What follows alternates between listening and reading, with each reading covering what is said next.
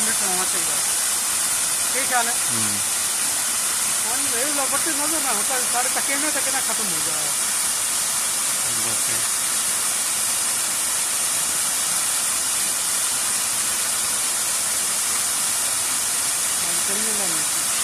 sir कपड़े